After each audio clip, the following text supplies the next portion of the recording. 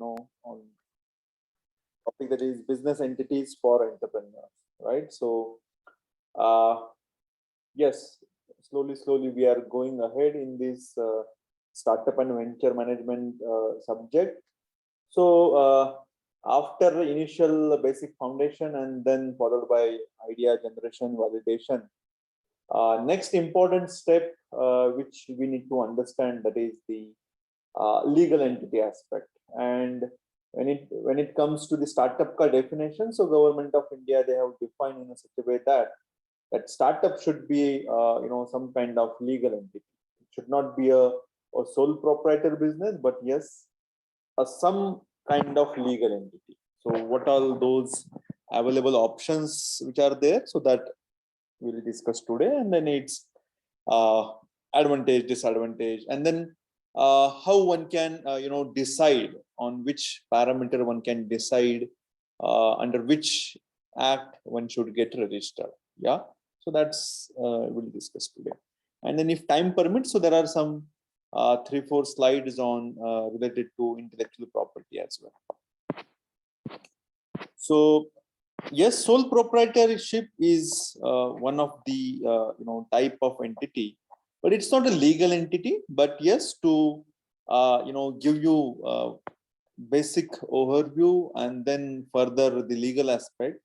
So in that connection, I thought to discuss sole proprietorship as well in terms of its advantage and disadvantage. Because if someone wants to not to register as of now immediately under any of the legal entity, so he or she can start with the sole proprietorship stuff. So the options available, the registered partnership firm, limited liability partnership firm, LLP, one person company. This is much advanced or legal entity of sole proprietorship. And then the private public limited company, it is a typically corporate company. And last but not least, we also have, as I told you, the social enterprise, right? The social startup, I can say. So for that type of business, we have as of now these two acts. One is the Cooperative Society Act and Producer Company Act. And so these two acts, it's separate actually. But if you wish, then we can discuss maybe in the next day or any other day, right? But primarily we have these partnership firm, limited liability partnership, one person, and private limited company, right? So that will come. Yeah, so sole proprietorship. So as name indicates, so individual one can start a business, right? So whatever the documents is required, so individual ka PAN and then other address proof, all those documents are required. And in case of the liability, yes, liability and assets belong to that owner itself, unlimited liability. So I can invest any amount as per my own wish. But the important aspect of this is there is no any kind of a global recognition, right? So because today, as I told you, I think in some other day, nobody is stopping me, nobody is kind of punishing me if I have not comply. Yes, compliance in terms of the particularly the tax point of view. So as an individual, I have to pay a tax. So whether it is income from any business activity, salaried employee. So if I fail to do that, then whatever the punishment and then fine is there, that I have to pay. But in terms of starting a business and closing business, there is no any kind of issue. All statutory registration by using owner's PAN account. And then yes, there is no any foundation in terms of whether I can copyright or the trademark my own intellectual property rights, so that I can always do it. And this is available for all types of legal entity, because it's a IP, intellectual property.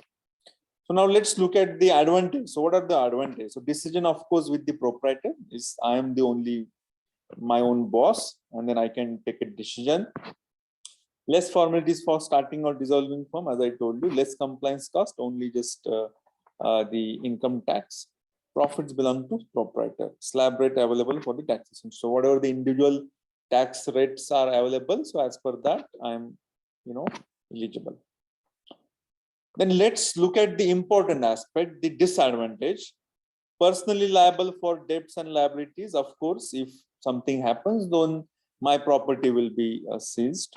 Unlimited liability. So that's also a kind of disadvantage because I don't have that kind of a benchmark. So I can go on invest, any amount, but indirectly it is harming my own kind of financial stability. So from that point of view, it is mentioned these unlimited liabilities kind of disadvantage point for the sole proprietor business. Raising capital is a task because since, as I told you, it is not legal entity. So generally, investors they avoid to invest in such kind of activity, such kind of entrepreneurship activity, which is based on the sole proprietorship. Business life is, of course, is dependent on that proprietor itself. Partnership firm. If you have anything, doubt, you can put it in the chat box, and then I'll try to answer at the end.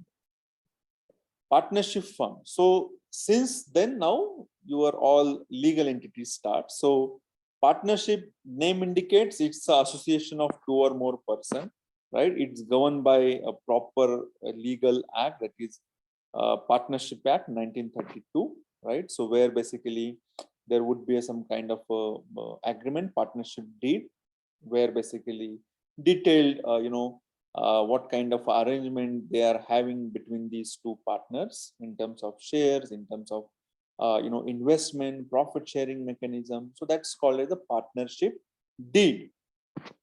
Profit loss shared as per the sharing ratio, whatever we have mentioned in the partnership deed, that is the agreement document between those persons. So as per that, their business and everything, their management will govern. Registrar of firm is the registration authority. Register unregistered partnership, there is no any issue in that. Separate PAN and GST number would be issued once the registration is approved by registrar of firm. Then on the name of that firm, the founder, co-founder, or the partner would get a PAN and then GST. But let me tell you here itself, GST ka thing. So generally, it is said that if any firm is having less than 40 lakhs rupees turnover, so there is no any need of having a GST number, right? So that's common for all types of entities. Partnership further to it, partner can be a Hindu from the Hindu undivided family, means Hindu undivided family. I hope you are aware, if the all parents linearly descended from a common ancestors, includes wives and their wives, and then unmarried daughter.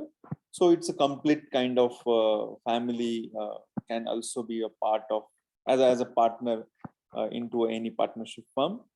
Then any other legal entity also can be a partner with the have together a registered firm, right? So individual, two or more person belong to Hindu undivided family, or any other legal entity can join hands together, and then they can register as a partnership firm.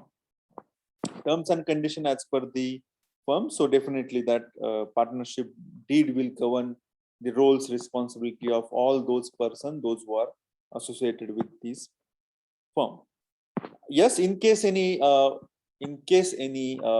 issue, so arbiter can be appointed. So he or she can settle the dispute.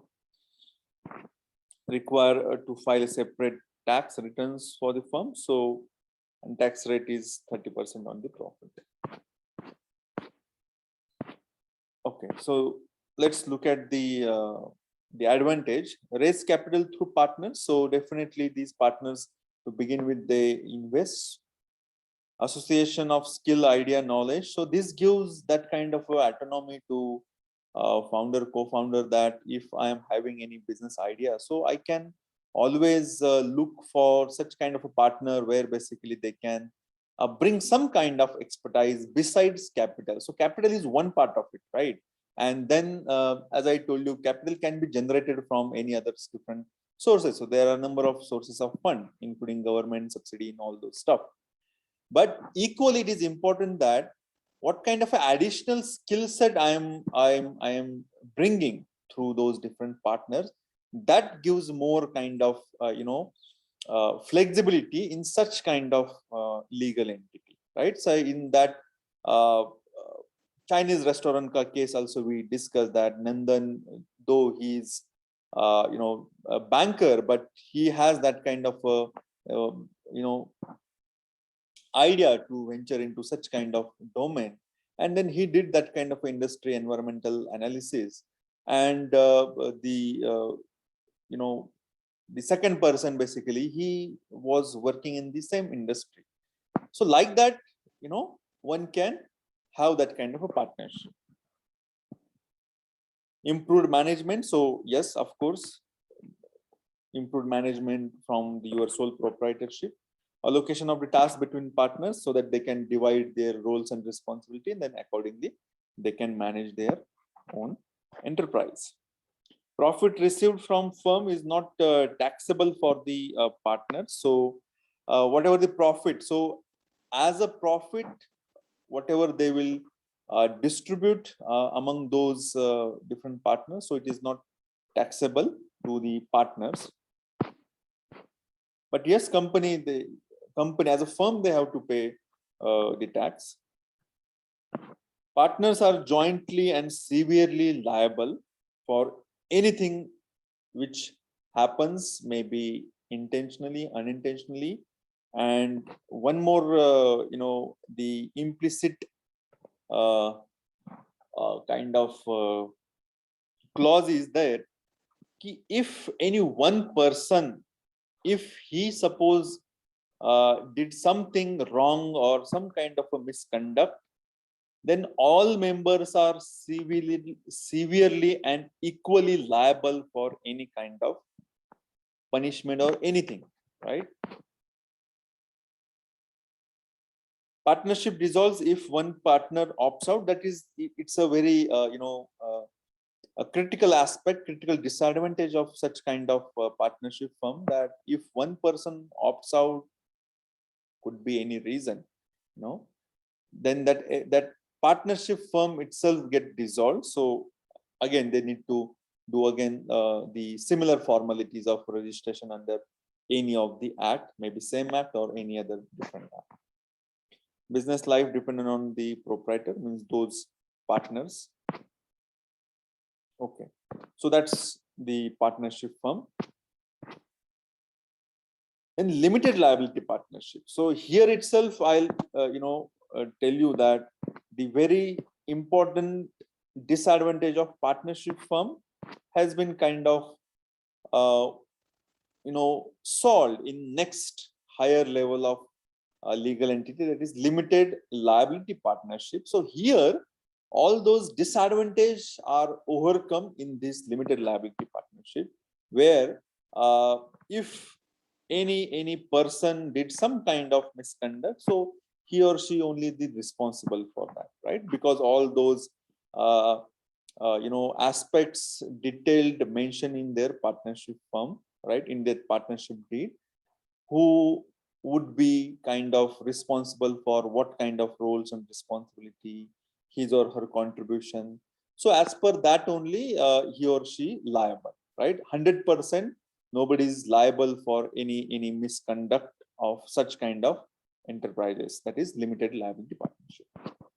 So the partnership firm with the limited liability, no maximum limit on partners, but yes, minimum 2 partners should be there. Governed by Limited Liability Partnership Act 2008, compliance is with Register of Companies, that is the nothing but Ministry of Corporate Affairs.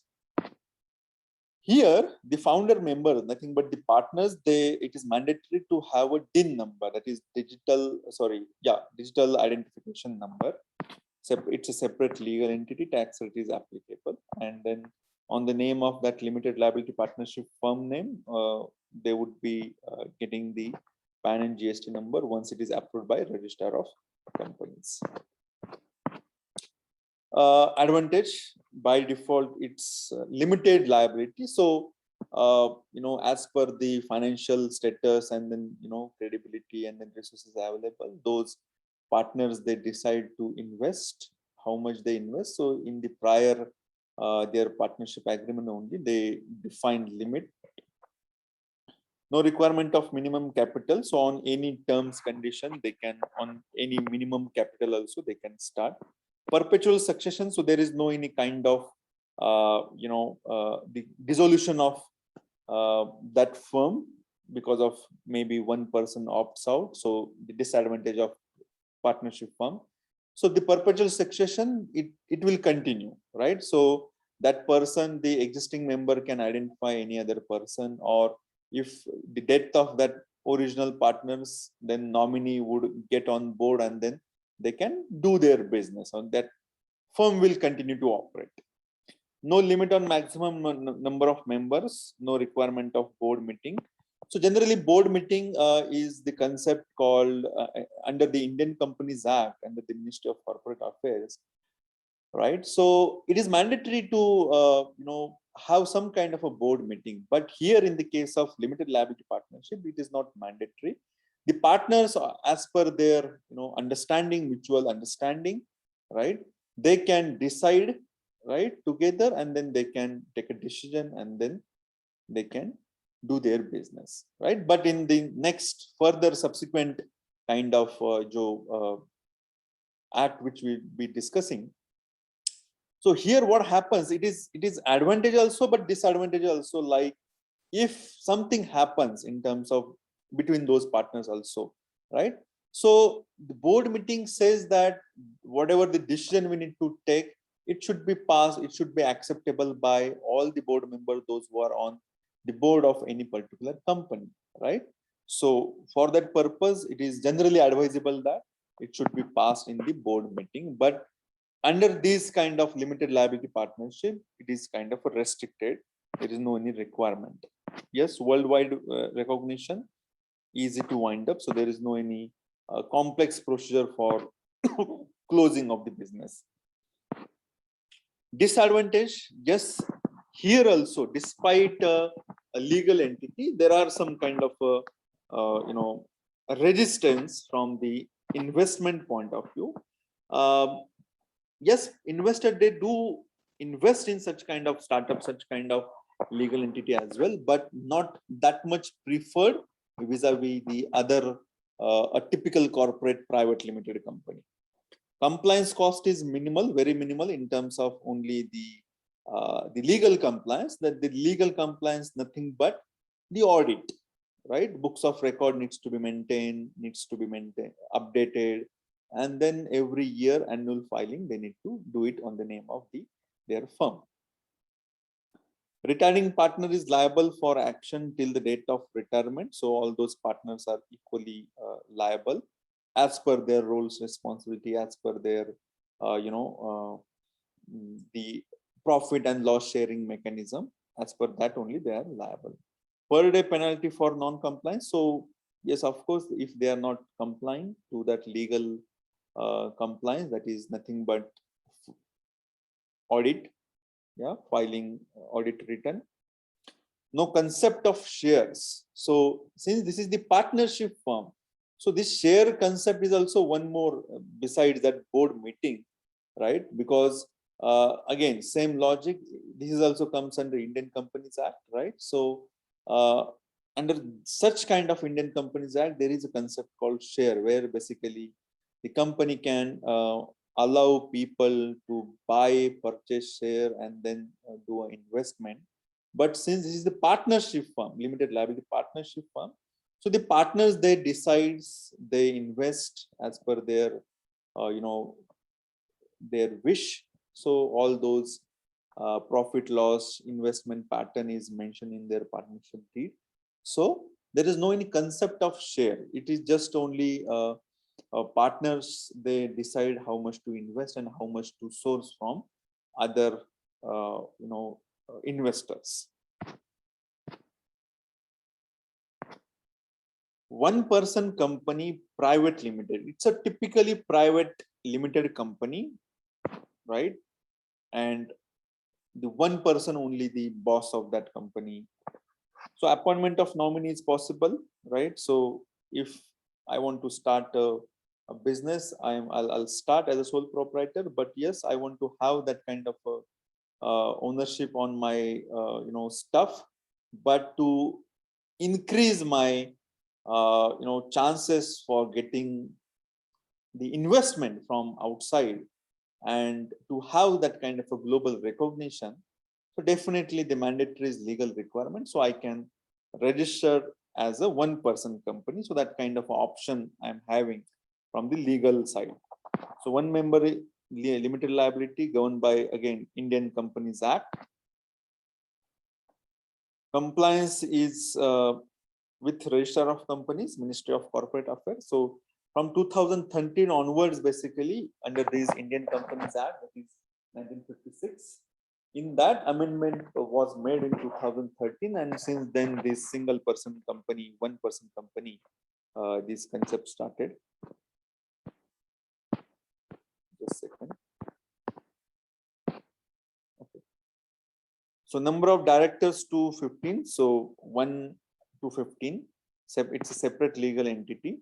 Tax rate is applicable, and then the conversion to private and public limited company possible.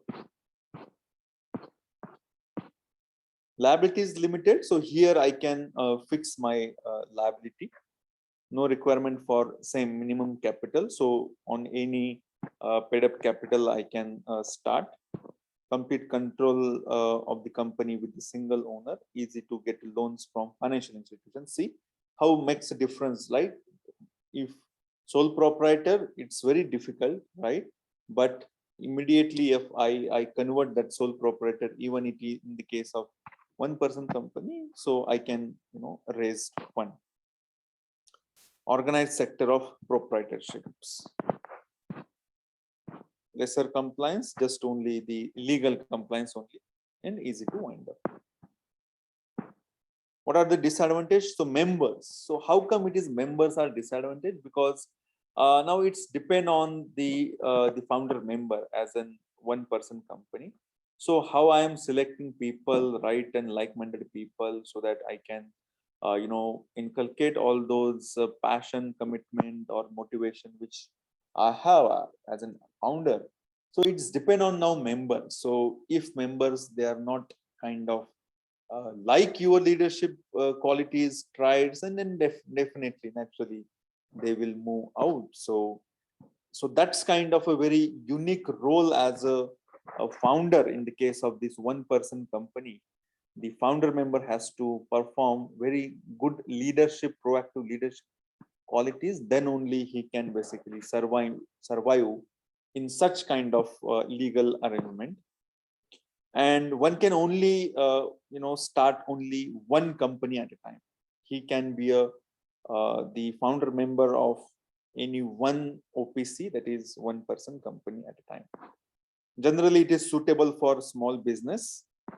NRIs, non-residential Indians, are not allowed to form OPC, and then possible I can convert only as a private limited company. So that's the kind of disadvantage.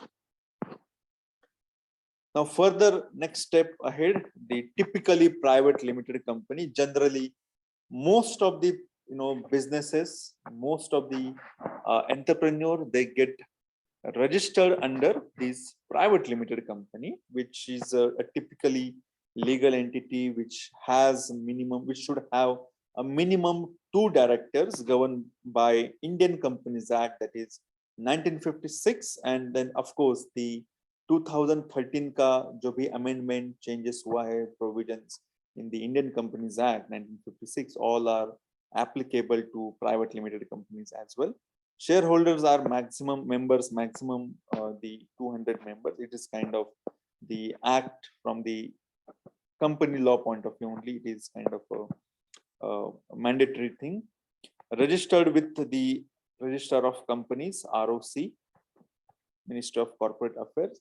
And these are the some mandatory documents, nothing but the certificate of incorporation after approval of name and then other documentary proof.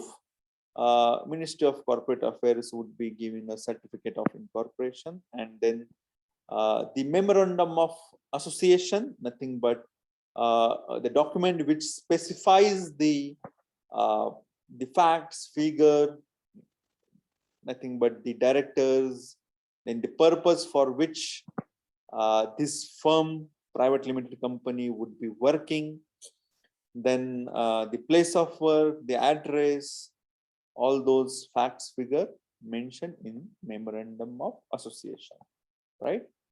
And articles of association, AOA, is nothing but a kind of a rules and regulation by which this private company will govern and manage their activities. So that in detail specified in document called articles of association. So these are the a mandatory document which that company needs to keep in their registered office address.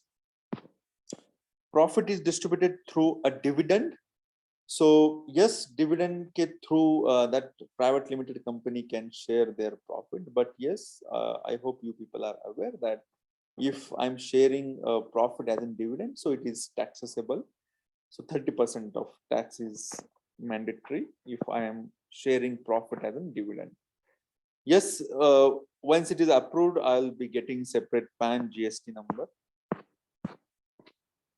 Liabilities limited, easy transfer of shares, perpetual succession. So there is no any problem of dissolution immediately if one person opts out. So it is continuous process. Can have assets in the name of company's name. Worldwide recognition, investment opportunity from investors. Shares cannot be sold to a public, so it is a fixed yearly compliance cost. Cannot be borrow fund. Cannot borrow fund only from the list of persons specified. So here it is kind of one check where basically the partnership firm, sorry, the private limited company, they have to give us some kind of a checklist from where basically they can generate the sources of fund. So beyond that list, they can't source a fund. But yes, that list can be upgraded time to time based on the board resolution.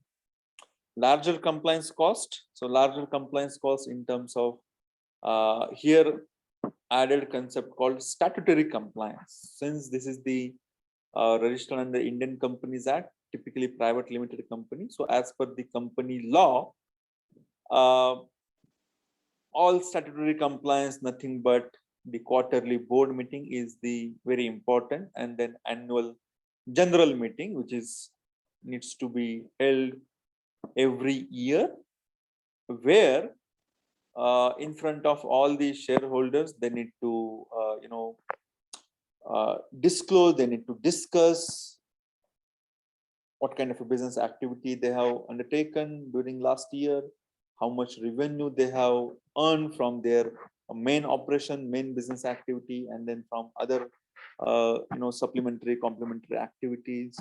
So detailed audited report needs to be discussed, needs to be circulated, among all the shareholders. And each and every board meeting minutes of the meeting needs to be maintained and then needs to be submitted to Register of Companies, ROC. Heavy penalty for non-compliance if failed to even comply to statutory compliance, that is the board meeting quarterly, that is 4 in a year, and then 1 annual general meeting. So all the minutes of the minute, then important decisions taken, so board resolution, all those things needs to be submitted. besides the legal compliance, nothing but the audited balance sheet. Tax on dividend distributed to members. So that is the mandatory irrespective of any type of legal entity. Now, it's very easy nowadays in terms of registration, because I think in the first day itself, I discussed about the age of doing business, if you could remember. So India is now progressing in terms of age of doing business in India is concerned. A lot of reforms have been undertaken by Government of India in terms of simplifying the procedure of registration, simplifying the procedure for getting license, simplifying the procedures for any kind of investment. So a lot of portals, a lot of information available, and that's how we are improving on that kind of a ranking. So as of now, recently, only 2-3 months back, only out of 190 nations, India is ranking as of now on 63rd position. So progressively we are moving ahead in terms of this ranking. So what's the procedure then? So the directors or the partners said they need to have a digital signature certificate, because these all govern under the Indian Companies Act, Ministry of Corporate Affairs. So it's all online process. So there is no any kind of manual stuff. Manual stuff, it is just only all the uploaded documents on ministry's website. So just needs to be take a printout, and then the registrar of companies regional offices are there. So there need to submit a copy. So in each state, registrar of companies office is there, right? Regional office, where basically they need to submit a hard copy. That's it. So everything signature is uploaded digitally. So that digital signature certificate needs to be, the application needs to be filed online. So then those partners, founder members would get the digital signature certificate. Then one more thing is very important: director identification number, DIN number. So this is also very important, so that based on that DIN number, the company, means ROC, Ministry of Corporate Affairs, they can track, they can check, right? Whatever they want to check in terms of the primarily the income tax, right? So name approval is mandatory. So let me here itself tell you the recently, I guess February 2020,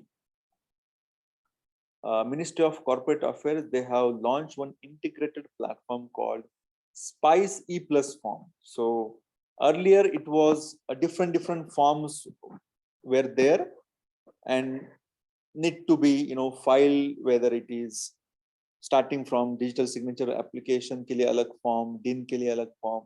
So now everything that all the forms are integrated on that Spice E Plus kind of portal.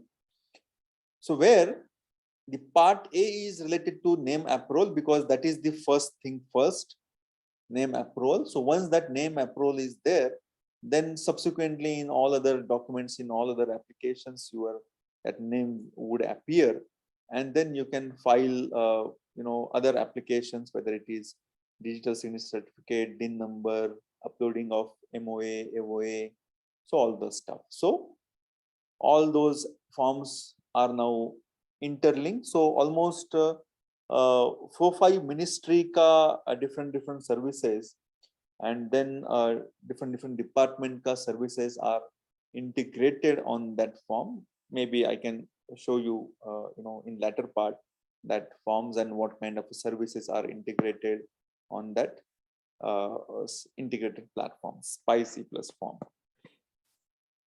Name approval, then registration process, that is certificate of incorporation, PAN, bank account opening. So bank account opening is also now integrated on that Spice E Plus form itself, right? So as of now, around 15-20 banks are already now linked with that kind of a form, right? And then soon, of course, almost all public private sector bank would be integrated on that kind of a platform.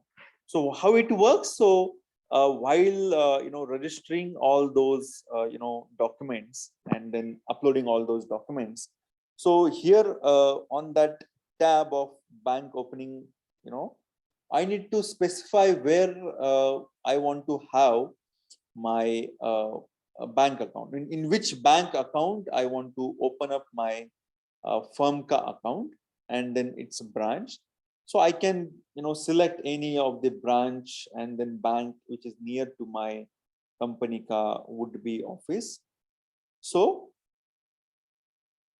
automatically once the registration is approved, and automatically lead will go to that respective bank and branch, and then from there on the firm ka email ID and then the partner and founder member ki email ID pe bank ka mail aa jata hai. Yes, we have received a request for opening a bank account on the name of such and such partnership firm, or maybe a private limited company, right? So then you need to submit all those approved documents which you would be getting after approval of the register of company. So what would you would be getting? Certificate of incorporation, PAN, TAN, GST number, all those details you would be getting, plus your approved MOA, AOA. So that documents you need to copy of those documents you need to submit to the bank account, and then whatever the capital which you have mentioned.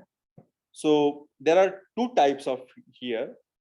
That is the paid up capital. So liabilities limited, as I told you, yeah, that kind of concept I use. And then in the case of the private limited company, I can raise a share capital from my member shareholders. So all those called as a paid up capital, which I need to deposit in that company ka partnership firm ka account, and then only I would be getting a certificate of a business commencement certificate. Then only I can start my business activity, right? So that's kind of again checks and balance from the legal entity side, that whatever the amount as a limited liability, as a shareholding, as a paid up capital you have mentioned in your documents, partnership deed, so that needs to be deposited on their respective firm and then private limited company account, right? Once it is verified, then only you would be getting a business commencement certificate, and after that only you can start your business activity. So that's the kind of activities at the back end. Okay, so documents which are required. So these are the kind of mandatory document which are required. The PAN mandatory for Indians, passport for foreign nationals, voter ID card, passport, driving license as an ID proof. And please make a note of this.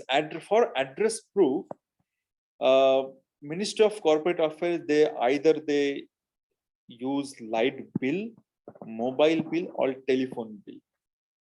And if you are not, let's say it happens, right? So on the name of parent only, I may be having light bill. On my name as such, I don't have a light bill. Let's say I'm not using a postpaid connection, so I'm not having a mobile bill.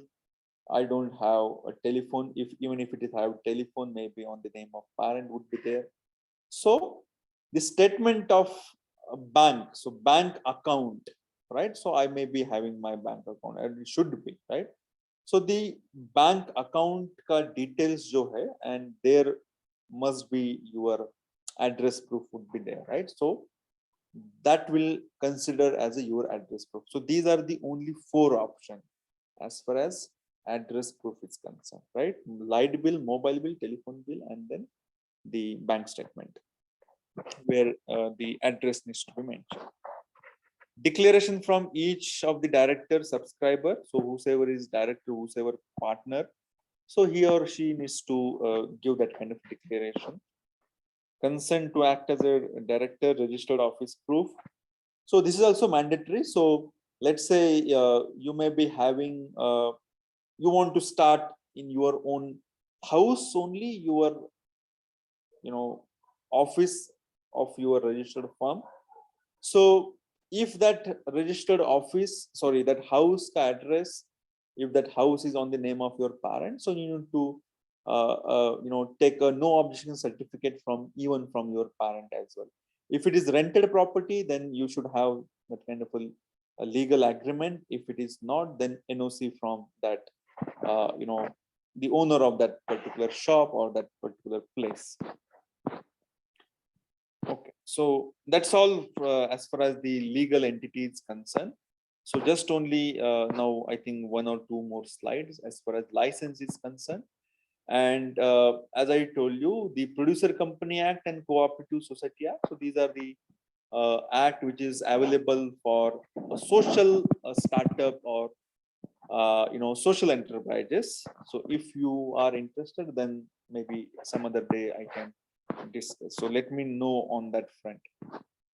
So what kind of license are required for starting any business? So just specifically, explicitly, I have mentioned here, but yes, already it is taken care while registering on those respective platforms, which I just now discussed in terms of PAN number, GST. So all those now integrated on that Spice E Plus form. So there is no any separate kind of thing which you need to file, including the opening bank account, as I told you. But yes, as far as your, if you want to start any kind of a shop, it could be any kind of shop, right?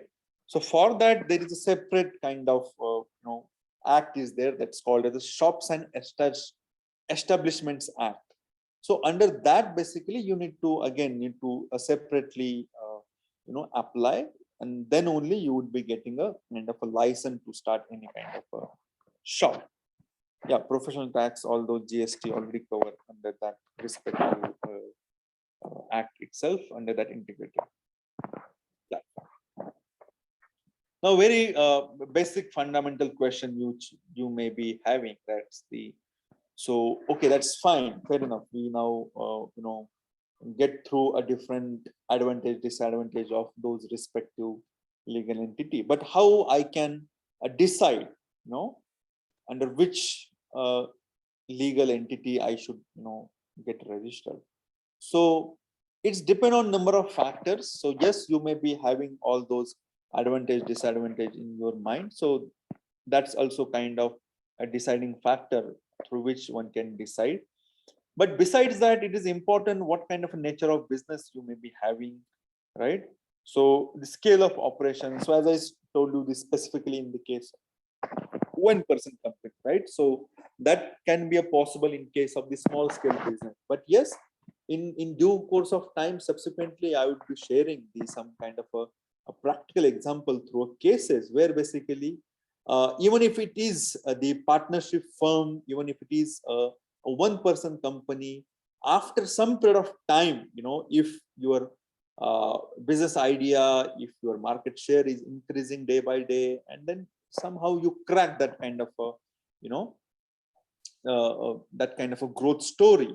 And when really you want to scale it up vertically, horizontally, your business, then some point of time you may face problem, because while scaling up, so you would be expanding like anything. So a lot of management decision, then the devolution of powers, roles, responsibility, that that hamper that expansion. So during that period of time, it would be difficult for a so-called partnership firm, so-called limited liability partnership firm, one-person company firm to expand. So from that point of view also, the scale of operation can be a deciding factor, right? But yes, already it is, I told, to begin with, you can also start with sole proprietor, and then slowly you can change the legal status of your firm. So there is no any issue, there is no any harm to it, right? And then now even if it is, you are a private limited company, and then subsequently, if you want to, uh, private limited company, but if you want to venture into a social startup kind of stuff, the producer company act. So in that case also it is possible, but yes, there are some criteria which is laid down under those producer company act and then cooperative society act. So in that I'll be discussing that, right? Because in that particular act, you need to be a producer of any particular commodity, any particular crop, then only you can venture into that kind of stuff. But yes, scope is there, right? Okay, and then degree of control desired by owner. So that's, I think I told, while scale up operation. So the management. So it would be difficult while scaling up. So management oriented decision, the governance. So the governance and management is very key. So let's now discuss that's the governance and management. So the governance is nothing but the partner, those who have decided to join hands together and then do a business, right? So that is the partnership firm and limited liability partnership. When it comes to your a private limited company, right? So there the nomenclature is director, right? So minimum 2 directors, right? And then maximum up to 15 directors. So all those directors, and in the case of partnership firm, it is partners. So these people are nothing but a part of governance system. So they would be taking a decision, they would be a deciding factor, what to do, what not to do, right? So that's the part of governance. Now management. So these people will hire people or the management staff, nothing but a salaried employees, including your a chief executive officer or maybe a managing director, right? So these are the nothing but a salaried employee. So generally managing director or maybe a CEO or maybe a secretary. So these are the three common kind of nomenclature generally these legal entities they may use, right? And under these people, further, these people, so these positions are empowered enough to, recruit further, management staff, which would be required to function or to carry out different operations. Of course, in consultation, in coordination with the governing body, nothing but the director body in partners, right? So that comes as a management. So it is a duty of partner, it is duty of director, nothing but a governance body to get things done from the management staff. So that is how the governance and the management. So these two aspects are very, very critical, very important, right? And it's entirely depend on the governance, entirely depend on the directors and the partner, how basically they are creating that kind of environment. Nothing but you must have learned all those concepts called organizational behavior, organizational culture. So how you are basically inculcating all those values, and then the traits which are required, right? The characteristics which are required. So it's depend on the governance part. So governance is very much important in any kind of a business, and that's how, in generic term, as I told you, the leadership, right? The three success factor, which I think in other day I discussed. One is your business idea, and then how you are converting in terms of its strategy. Second is leadership, right? So leadership is nothing but the leadership style of all those governing body. And then third is capital, right? So governance is more important, right? So you may be having a very good business, very good management team, but if there is a conflict, if there is an issue on governance, if your internal governance is weak, sooner or later company will fall down. So I think I'll stop because further this will, there are further 5-6 slides which talks about intellectual property rights. So that we can discuss separately, and please let me know if already this part is, if it is covered in any other your topic, in any other your subject, then we can skip also, right? So I would be happy now to take few questions if you have on this topic. So over to you.